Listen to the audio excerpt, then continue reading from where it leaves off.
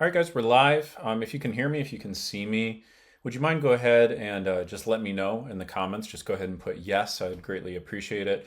Every once in a while, we have a tech issue, so it helps me just kind of make sure that things are good. Also, as always, if you guys have questions, we had a lot of engagement last week, but we didn't really have any questions. But if you guys have any questions, you can go ahead and you can put them inside of the chat, inside of the comments, and we'll be happy to assist you and help you out with those. I'll answer those at the end of the live. Okay. And today, what we're going to be doing is this is going to be kind of a short one, but hopefully a powerful one. And I've been doing some reflection recently, and there's this theme that has been coming up again and again and again with so many of my clients, probably all of my clients, really, and not only just with my clients, but with myself, really, to be honest. Because as many of you guys know, I struggled with suicidal depression and some anxiety in my teens. It was really bad, and I've been anxiety and depression free now for about 15 years. And so we put this content out there for people who are especially struggling with anxiety or other related mental health issues who need a lasting solution and who have felt like they've been a little bit left behind maybe by the traditional methods of therapy, counseling, medication. Maybe those things have been valuable, but they just haven't been totally sufficient. You know what I mean? And that's what the case was for me. And so what's interesting is I haven't felt anxious or depressed in, 15 years, but I've been feeling in the past maybe couple of years, I've been feeling maybe a little stuck. I really don't like to use that word, but I'm struggling to find the right way to describe it. There's just been some emotional things that have been going on for me. And basically, I've just kind of realized, like, for me to get to the next level, right, what that means for me is I've had to kind of turn inward again for the first time in a really long time at a deep level and kind of assess, like, man, what is in my way? Because I'm usually the one that's like helping other people get out of their own way. And I've had to really kind of like figure out, like, what is really going on? Why am I not maybe necessarily following through on the things I want to follow through on? Why am I feeling some emotional reactions to things that I don't think that I should be feeling emotional reactions to, that sort of thing. And so what I want to talk about tonight is reactivity and then the counterpoint to reactivity, which is what I'm going to call empowerment. Now, empowerment, I really wish I had like a different word than empowerment, just because sometimes words get like so thrown around way too liberally, and they just become like very bastardized. And I feel like, I don't know, I just feel like empowerment is just such that like cliche, like life coachy kind of thing. It's like, oh man, we're going to empower you. And usually when people are saying, we're going to talk about empowerment, you're kind of like, ugh, what are you going to tell me? And it's usually this big like, pump up, rah, rah, let's motivate you for 5 minutes, and then you go back to living your life the way you've always lived it. And so I want to be a different voice on the subject of empowerment because I've really been, I guess would call it studying, but not studying necessarily in the sense of research, but studying in the sense of like experimenting. I've been kind of working on different strategies with my clients and then also with myself and doing some experiments with different techniques. And I've learned some interesting things, but more so than like the tactics. And I am going to have some tactics for you. I do have a couple. It's going to be a relatively short list this week, this time. But powerful, heavy hitting stuff.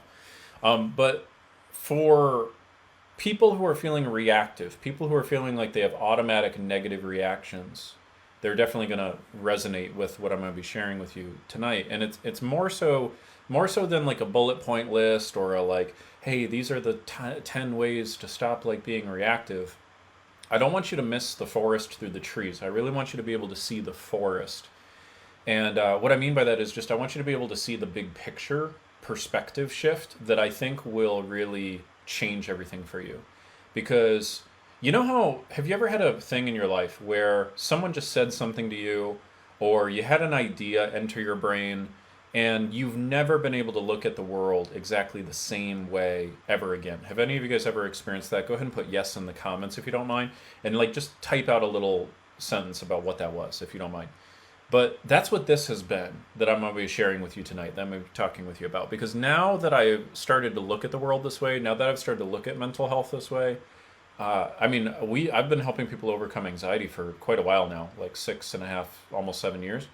And I never looked at it quite the way I'm looking at it right now that I have been the last 12 months. And now that I'm looking at it this way, the pattern keeps showing up over and over and over again. And it's like I'm becoming overwhelmingly convinced that this one big perspective shift is like the number one thing that can really like turn the entire course of the mental health industry around, like taking us from the spot we're at currently, where everyone thinks they're broken, everyone thinks they've got these permanent disorders, there's not really much they can do about it, they're going to be limited for the rest of their life, and moving them into the truth that you get to be in charge of your mental health. You're not going to always be in control of every thought or every feeling, but you get to be the one in charge of the majority of them if you learn the skills. But more importantly than even just mental health, I'm talking about just like life in general. And this one perspective shift has really changed things hugely. Hugely, hugely, hugely. I see some great comments, by the way. Mary says the idea that shifted things for her is that she's not responsible for other people. That's a huge one. Joan says, I was stuck on one belief, then I reacted poorly to everything and very negatively. Yeah.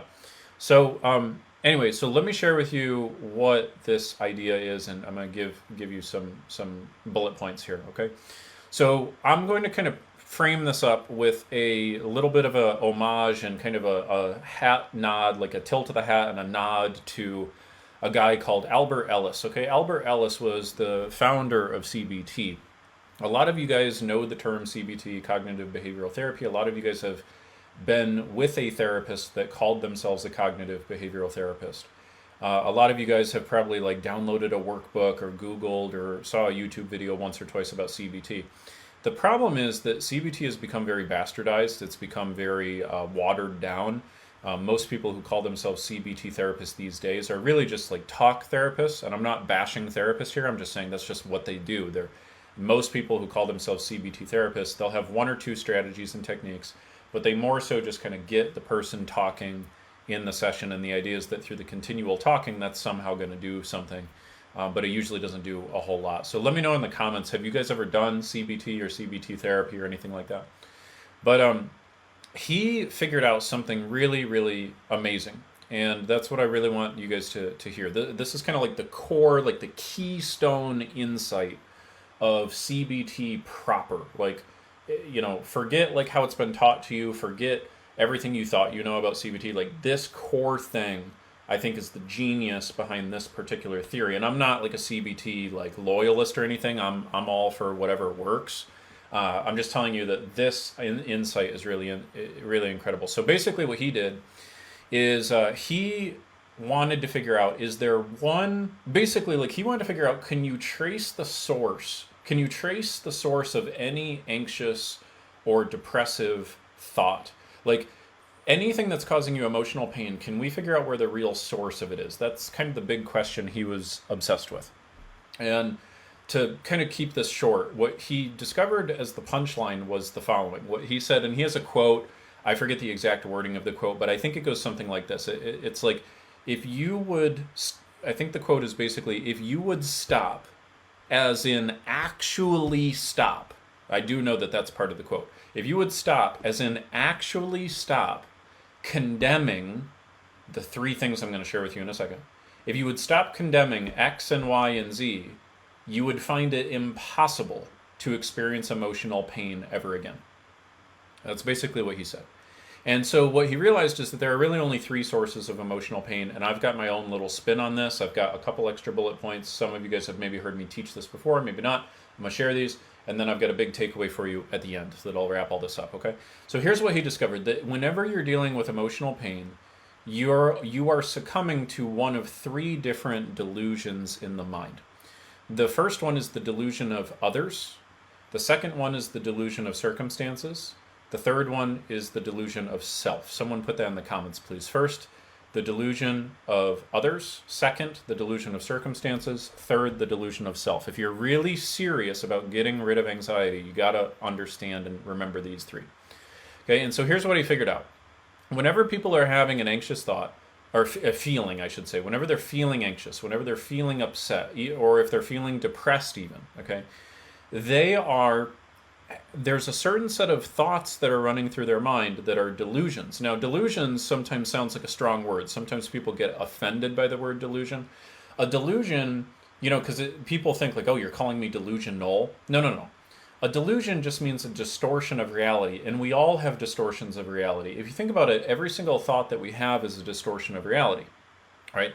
Like, even if I were to say, like, this is my phone, well, sort of, right? Like, yes, this is what a lot of people would call a phone, but it's kind of a lot more than that, right? Like, this is how I do my banking and my Google searching and how I do my, a lot of my AI work and like different things like that, right? It's not just a phone. So, like, even the specific words we use are distortions. Or if you wake up in the morning and you're like, gosh, I got no sleep last night, that's a distortion. It's not true that you got no sleep. It's that you didn't get as much sleep as you wanted to. That's a distortion of language. And the distortions of language that we use dramatically impact our mental health. So the delusion of others is basically the following. And you want to, maybe if you're taking notes, you want to write this down. Maybe someone can put this in the comments, please. The specific wording here is really important. The delusion of others goes like this. Other people must do what I expect, or else I can't stand it. Okay? Other people must do as I expect, or else I can't stand it. So basically what this means is a lot of people walk through their life and they have some particular version of that delusion going on in their head.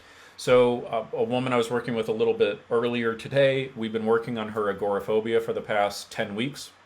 And she's finally recovered and the agoraphobia is gone. She can drive wherever she wants and do whatever she wants. But when she first came into the program, what she kept telling herself was there's too many people out on the road. There's too many people. And she would also say, and they drive so recklessly. And all these other sorts of things. Basically, she had concocted a whole belief system that said, unless there are less people out on the road, and unless the people that are out on the road start changing their behavior, I can't drive. Okay, so remember, Albert Ellis's version was other people must do as I expect or else I can't stand it. Okay, keyword can't. So it's a little different for different people, but the core structure is the same. Like, other people need to obey all traffic laws or else I can't drive. The people at the party need to invite me to every single party or else I can't go. My mother needs to forgive me for what I said to her 10 years ago or else I can't have a relationship with her. My husband needs to listen and give me full eye contact whenever we're talking or else I can't connect with him. Okay? So we all have these distortions of others. The more dramatic those distortions are, the more wide sweeping they are, the more generalized they are, the more anxiety you will feel because other people's actions are something that is outside of your control and other people's opinions are things that are outside of your control. Okay, so I'm kind of loosely titling this framework today, the 6 things that make you feel reactive. And and so these are really the only sources of what makes you feel reactive.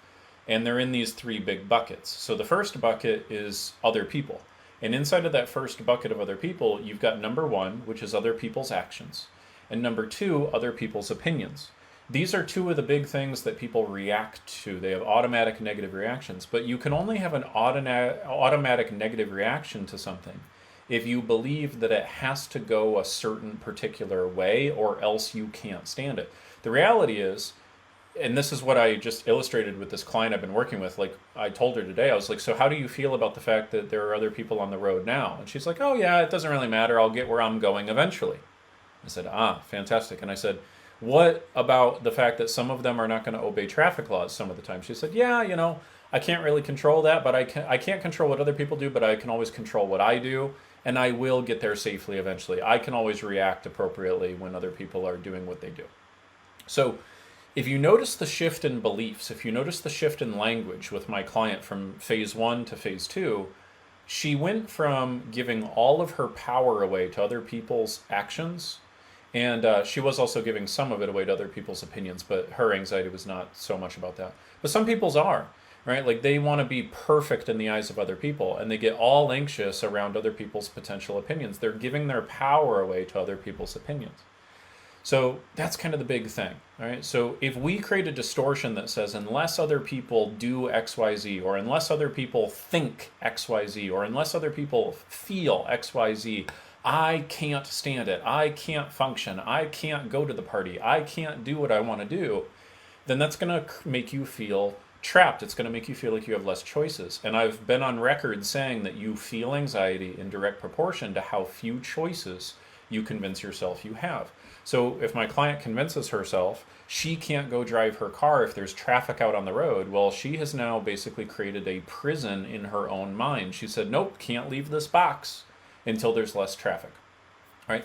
By eliminating the box and saying, yeah, I can drive whenever I want, now all of a sudden there's no more anxiety. And it started by shifting her language, shifting what she told herself, okay? That's kind of the key thing. Now, the second big thing that Albert Ellis discovered was that there's what we call the distortion of circumstances. And the example I just gave about driving is almost a little bit more in line with the distortion of circumstances. It's just slightly different. So the distortion of circumstances is the following. Things must go how I expect, or else I can't stand it. Okay, someone please put that in the comments if you don't mind. Things must go how I must expect, or else I can't stand it. Okay, so it's very similar to the distortion of others. The distortion of others is other people must do what I expect. The distortion of circumstances is it must go how I expect, okay?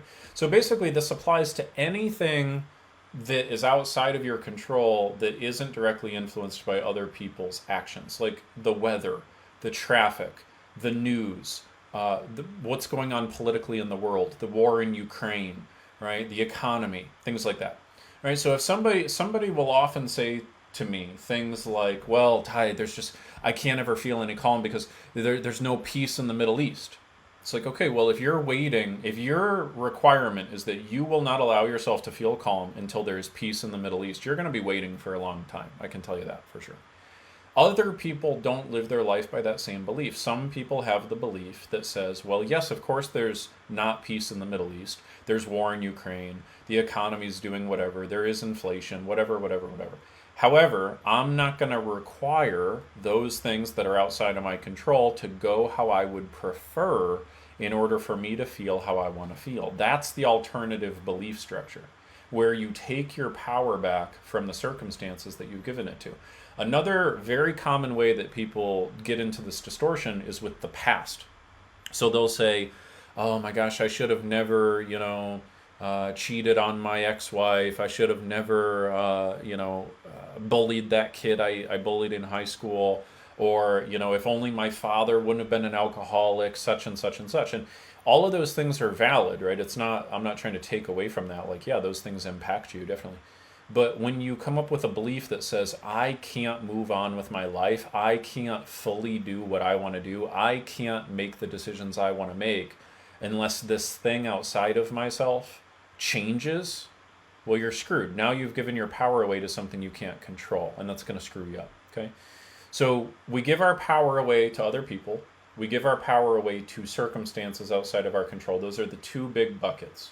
Right, so when other people, we do it with other people's actions and other people's opinions. That's number one and number two. For circumstances, it's circumstances presently outside of our control, presently, right?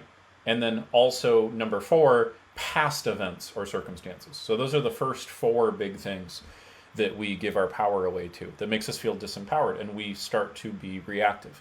The third and final one that Albert Ellis discovered, this third big category of what creates anxiety and pain and depression, is what he called the distortion, the delusion of self. Okay, the delusion of self goes like this. If I did a bad thing, that means I am a bad person. If I did a bad thing, that means I am a bad person. Now you can replace bad with whatever characteristic you want to put in there. Because I didn't get a 4.0 in college, I am stupid. Because I broke my knee in high school football and I haven't been playing football ever since, I'm no longer an athlete. So the delusion here is we take an isolated event or a series of isolated events and we then concoct it and distort it into being an entire identity. We basically take this externalized thing and make it who we are. And this is one of the big problems with getting a diagnosis about the anxiety. Anxiety exists, but anxiety is a conditioned pattern of the mind. Depression exists, but depression exists as a conditioned pattern of the mind. There's really no such thing as anxiety as a permanent disorder, like you're just born this way. That's a total fiction. It's not true. Same thing with depression. Yes, it exists, but it's changeable, right? So the problem is when people get a diagnosis, what they very often do is they go, oh, I have anxiety. By the way, never say those words. Don't ever say, I have anxiety. What you want to instead say is, I am learning to overcome an anxiety pattern. That's what you want to say. I am learning to overcome an anxiety pattern. For those of my clients who are still on the live, I see a couple of you guys, Karen, Joan, love you guys. You guys need to refer to it in the past tense, right? I used to have anxiety. Only refer to it in the past tense. And that's what happens, because the language we use becomes the life that we live. But when people say, oh, I have anxiety, what you're doing now, I hate even saying the sentence, oh, it's so gross.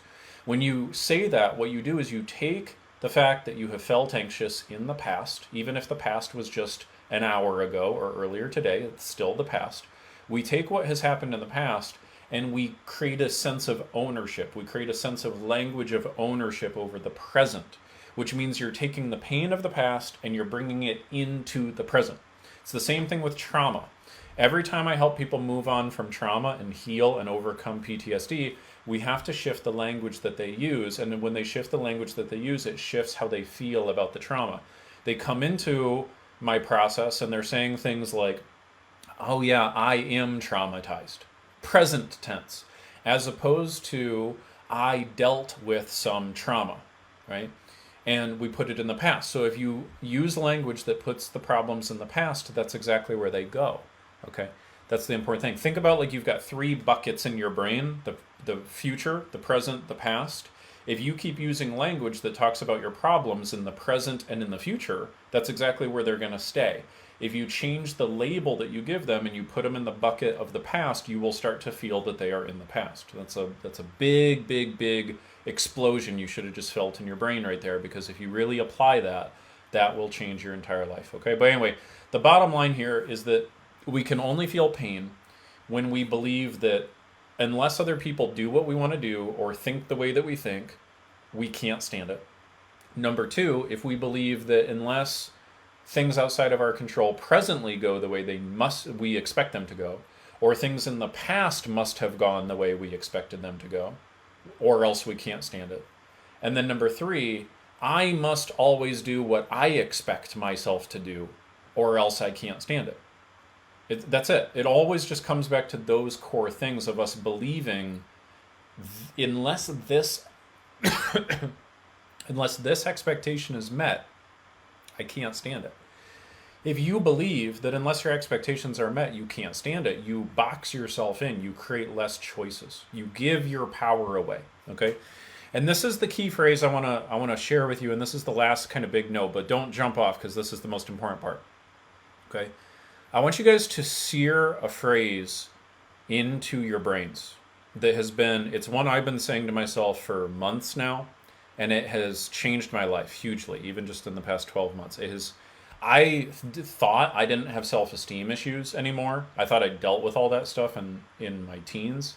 Come to find out, I still had crushing insecurities for a while, and I'm working on those and moving past those. And this phrase has really helped me hugely, which is, I am taking my power back. I am taking my power back. I know it sounds cheesy, but let me explain. Okay? I am taking my power back.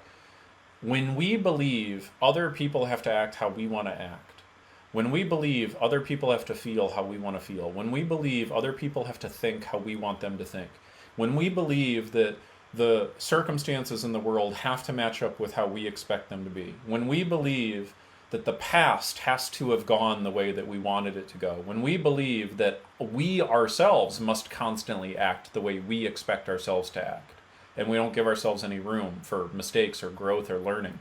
When we believe those things, what we're doing is we're giving our power away to those things outside of our control. If I make believe that I can't go to the party unless I know for sure that everybody there at the party likes me, I am giving my power away to all the people at the party. I'm giving my power away, my choice, my agency, my ability, I'm making believe, oh no, if they don't like me, if they don't want to be around me, I just can't go. That's what people will say. They'll say those words. And what you've done is convinced yourself of a fiction. That as if like someone locked you in a chair and duct taped you to the chair and said, no, you cannot go, I'm holding you hostage. That's bullshit. You absolutely can go to the party. But the reason why you're not going is you have convinced yourself of the fiction that you can't, that you do not have the choice, that you do not have the agency, that the power actually lies in other people's opinions. And this is what creates the trap of anxiety. When you imagine then giving your power away to a thing that absolutely you cannot control, and not only you cannot control, but it is very, very, very unlikely that it's going to go the way that you want it to go. If I create a belief that says I can't drive my car unless there's no traffic on the road, I am screwed.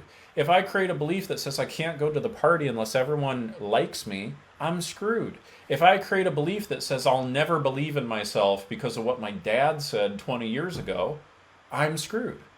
So the way, this is a silly little metaphor, but and some of you may have heard this before, maybe not, but it works for me. I think it works for you. Here's how I think about it. Think about you go into a casino, you got a bucket of chips, and it's the only bucket of chips you get, and there's 100 chips in there. You can do whatever you want with them. You can gamble with them, you can save them, you could put them in an IRA, you could just go leave, you could go buy cheeseburgers, it doesn't matter. Do whatever you want. You could gift them away, donate them, whatever.